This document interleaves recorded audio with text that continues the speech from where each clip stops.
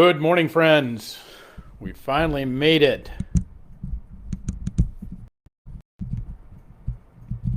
I hope you are well and good. The technology has been besting us lately, so I we are late again today, but that's how it goes. With live production, I actually tested it 20 minutes ago, and all was well, and then not so much. So here we are. Good morning, John.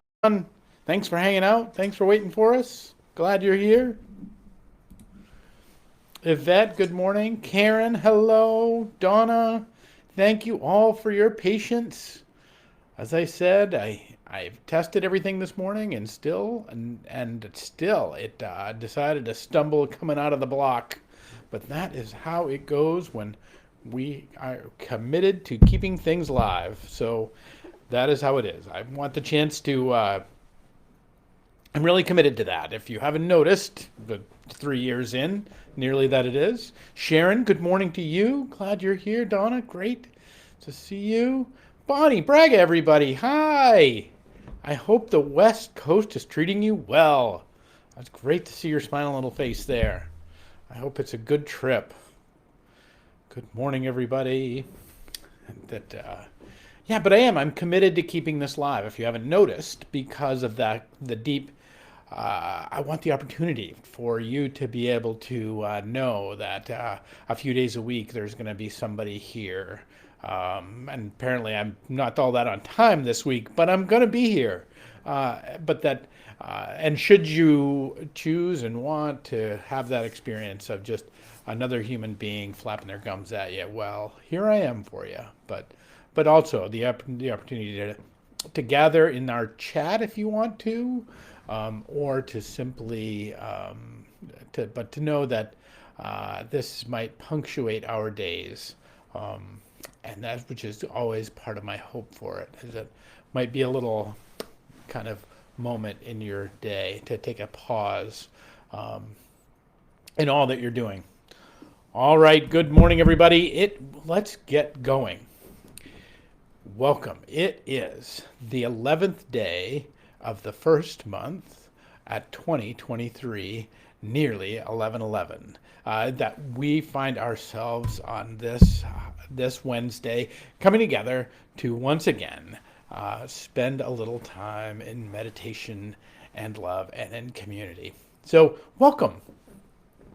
Today I want to talk about one of the neat, awkward, weird, seemingly backwards ways from the Apostle Paul. Peter had a lot of comments about Paul. And one of Peter's comments about Paul was that sometimes it's hard to understand what St. Paul is talking about. That Peter actually said that. That even Peter was, kind of a little kerfuffled by what it was that Paul was sometimes on about in his letters. And I take great heart in that, because sometimes Paul just I feel like a rabbit running around a tree, with a fox, just trying to like it's in some kind of cartoon sometimes, trying to understand what he's talking about. But he has this line from the 5th chapter of Galatians. Now, Galatians is the letter to the church in Galatia is really this love letter. It's this kind of talking about God's love for God's people, about Christ's love for Christ's people, and the wonder and the beauty and that frees us into, because rather than being kind of constrained by having to do the hokey pokey the right way, by the law in which people have been given and were had been commanded to live out. And so he's contending with this notion of the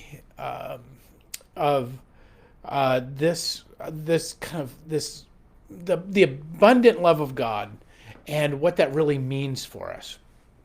And he begins the 5th chapter with this line, which if it's I'll just tell it to you, and you can tell me what you think it says. He says this the beginning of the 5th chapter of the book of Galatians, of the epistle to the Galatians. For freedom, Christ has set us free. Stand firm, therefore, and do not submit again to a yoke of slavery. For freedom, Christ has set us free. For freedom, Christ has set us free. It sounds circular, doesn't it? It begins with this circular understanding, and it almost and so stand firm. Therefore, he says, do not submit again to a yoke of slavery. Now, so that brings us, because I want to talk a little bit about this freedom thing. I mean, we talk about it every once in a while, but particularly the way Paul is talking about this, about what it invites us into in our lives, what it invites us into as a way to live and as a way to move through the world. That this is not a throwaway line or even a circular line, but it actually I think it's kind of a distillation, you know what I mean, right? Like this thing is boiled down and boiled down and boiled down, and this is kind of that little gravy on the bottom that is just that really is just kind of mind blowing. And if we ladle a little gravy out here, it can really change how we understand what it is that we're encountering when we encounter this incredible line of, for freedom, Christ has set us free. Stand firm, therefore, and do not submit again to a yoke of slavery. So, free will. Let's just lay that out for a second. We're going to be a little philosophical today because I feel like it. Okay, all right. Well, just, go with me. Hopefully it'll be worth it.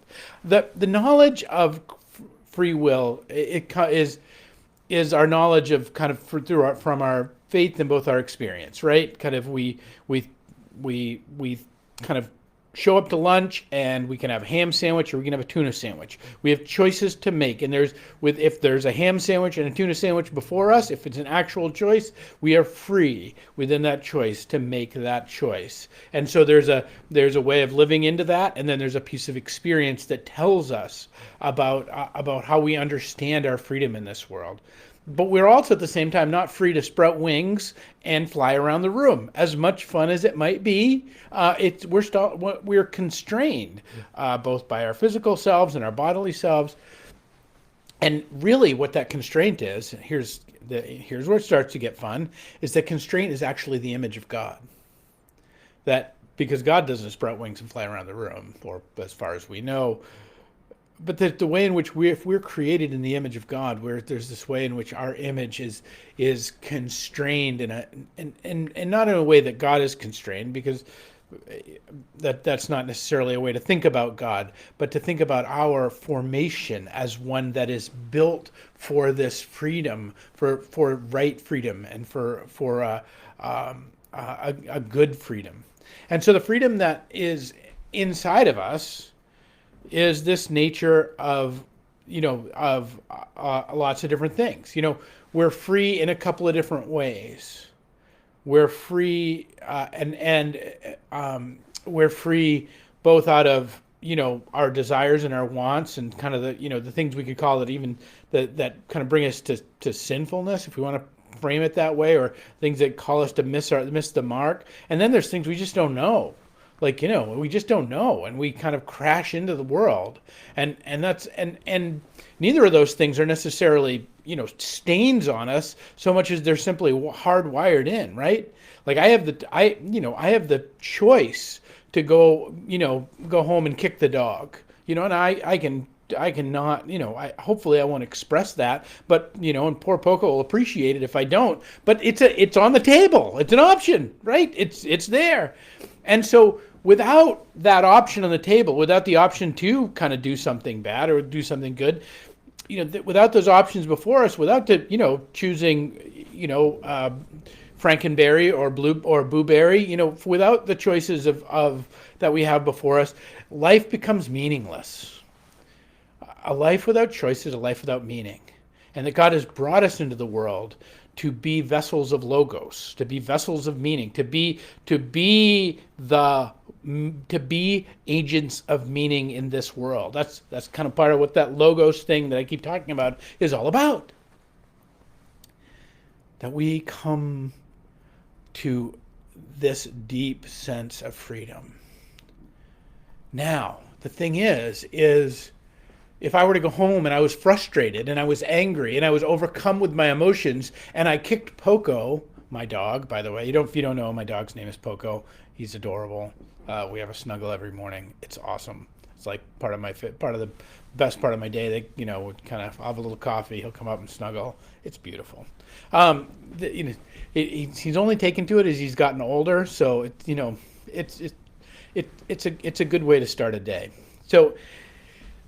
But if I'm frustrated and I go home and I kick Poco, like even no matter how glad he might be to see me and how wonderful he might be, but I love Poco. And even though my passions might have gotten the best of me in that moment, and even then, is that really what I wanted to do? See, the ancient world that Paul is speaking into is actually have a really clear sense of freedom. Epictetus puts it this way. This is the most bulletproof idea about freedom we can understand. Is freedom anything else than the right to live as we wish? It's nothing else. The right to live as we wish. Now, hold that for a second, because this is part of what Paul is speaking to. Now, he's also speaking into this notion of the law, which they've been carrying. But that's not. But the phrase still stands alone on its own right. So anyway, let's get back to Poco. If I'm upset, and no matter how much I love my dog, and I don't want to kick him when I come through the door. Okay, never kick Poco. Like, all right, this is a notional idea. If I were to lash out in anger or in frustration, is that me living as I would want to live? It is even though I might have the right to do it. It doesn't make me a good dog owner, but it's not. I'm pretty good to him most of the time. If even in that one moment, there's this way. So we start to continue. Are you with me so far? I know I'm all over the place today, but we're gonna land somewhere. Don't worry, we always do. I feel like we're in this sense when we encounter the notion of freedom. I mean, how loaded up is that for us? We've just come through an era where, and we're contemplating still all manner of things that we are free to do or to not do, and what those things mean in our daily lives. That whether we're legally free to do all manner of things, whether we're free to do them from social pressure, whether we're free to do them from our own conscience or not. This is central to the conversation which we're having nearly every day still, isn't it? This idea that Paul talks about, for freedom Christ has set us free. That Epictetus is suggesting we're free to do something, right? I'm free to kick Poco if I want to do so, and I'm free to do that. Like that's a real option for me to pick in the course of my day. And that is, and Epictetus, the ancients, he's a great representation of the ancients. The ancients, he's a Stoic, but it's kind of in the zeitgeist. The freedom from anything else than the right to live as we wish. But the thing is sometimes what I wish, or sometimes at least my impulses, are not really what I would wish, are not really how I would live, and I'm not really And sometimes even more so the external constraints of my life, not just the internal constraints, not just maybe I'm overwhelmed by anger like that, like talking about coming through and kicking the dog, or I'm overwhelmed by sadness and I can't get myself out of bed. I'm overwhelmed by despair. I'm overwhelmed by fear and I can't seem to make a choice. That we find ourselves all the time are losing our freedom, even though our freedom might be very much, we might still notionally have the sense of a choice to make. We might be unable to make it because of our internal state and also our external state. And yet still, without freedom, life is meaningless, right? Like life has no meaning with it. And so again, let's come back to Paul. For freedom, Christ has set us free. We were set free not to be able to do anything we want. We are set free for freedom, so that we may step into the freedom to be as we would like to be. And that is Christ's promise for us. Paul's suggestion, don't jump back into slavery. If you're free, don't jump back into slavery. Don't start doing things that would enslave you again. But at the same time, we're born for freedom. Christ has set us free. We're not free to do anything.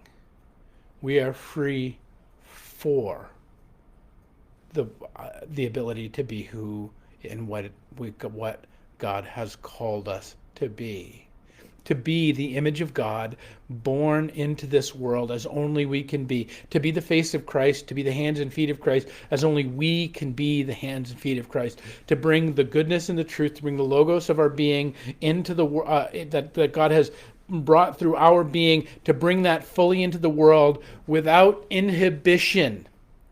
Right? Because I honestly do, if you may not know it by the way I've been talking today, but I honestly do love my dog, and I want to greet my dog with joy. And were I to be overcome with anger, that would be me in slavery to my passions, to my anger, it would not be me in freedom. Regardless of what Epictetus says, if it's my desire to be what I want. I am being built, you are being built, we are being built for freedom. That is what Christ came into the world. Are you seeing it? Are you with me a little bit? I got one last bullet in the chamber here to try and kind of bring this home for us, because if we can get our arms around it, it's powerful and it's beautiful. The great psychologist Viktor Frankl. If you don't know Viktor Frankl's story, he was a prisoner in the concentration camps in Nazi Germany. During his time in Nazi Germany, in the concentration camps, he had some kind of ideas about how psychology. He was well learned. And yet he began to watch it played out on this tapestry of human suffering. What he began to be able to see as people's lives and people's incredible descent into evil, and actually people's incredible raising into heavenly ways of being. That there were people who walked through the camps giving away pieces of what little crumbly bread they had. There were people who managed to be sources of peace and love and joy and courage and strength in the midst of the most horrific conditions imaginable. There weren't a lot of them, he says, but there were enough. There were enough that they were notable in his midst. And he began to think and to look at what is that, how how does that person make that choice? And how does another person make the choice for hell? He became very fond of quoting Nietzsche. He quotes him throughout the book, and so much so that for years I thought it was actually his phrase. He says, "The person who has a why can bear almost any how. A person who has a why to live can bear almost any how." And what he's discovering is that those who were truly had stepped into the why of their lives, and not just that they why because they maybe had some sort of external thing, but a why in the sense of their own, that they had been in this way. Paul is talking about it, that they had been born for freedom, that they'd been born for the ability to stand in the midst of human horror and still pick heaven as much as it was available to them in that place. That they had been born, that the very freedom they had been given was a freedom that was beyond beyond and actually untouchable by the world. Frankl goes on to describe it this way. He says, between stimulus and response, there's a space. In that space is our power to choose our response. And in our response lies growth and freedom. Now, Frankl wasn't a Christian. Frankl didn't think about this in terms of Christ. He didn't think of this in terms of Jesus. But what I think he's describing is what Paul is trying to articulate when he says this. For freedom, Christ has set us free. We are free to pick what will fill that space between the beatings of the world and between the way in which we'll respond to the beatings of the world. There's a space.